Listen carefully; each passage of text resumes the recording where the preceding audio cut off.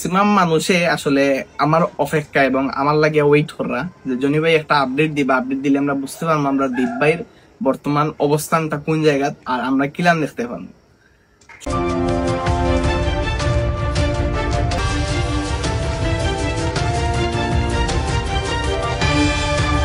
সম্প্রতি যেভাবে আসলে গুজব ছড়ানিয়র এআই দিয়াও অন্য কোনো ভিডিও দিয়েও মানে দীপর ফটো লাগাইয়া দীপর ফ্যামিলির ফটো লাগাইয়া এই বিষয়টা খুবই দুঃখজনক।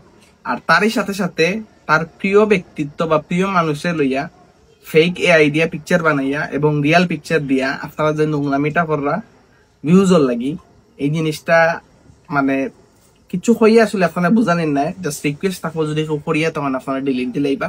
আর ইলান আসলে না করলে আমরা সহ দীপও আসলে খুশি হইব।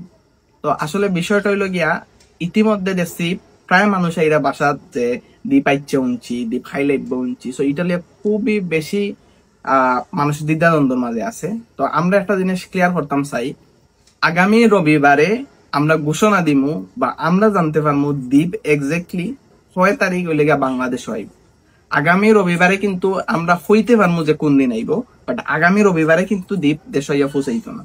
তো বিষয়টা একটু আপনার মাথা থাকবা, কেউ যদি এর ভিতরে কোনো ধরনের গুজব ছড়াইন যে দীপ আইচ্ছে আইব, এটা আপনারা বিশ্বাস করিয়েন না যত সময় পর্যন্ত আমি অফিসিয়ালি কোনো ঘোষণা দিছি না আমার পেজের মানে। তো আপনারা বললাম অপেক্ষা করা, আসলে অপেক্ষা জিনিসটা খুবই কষ্টের। আর আমরা একইভাবে আসলে এই কষ্টটা বাঁচি।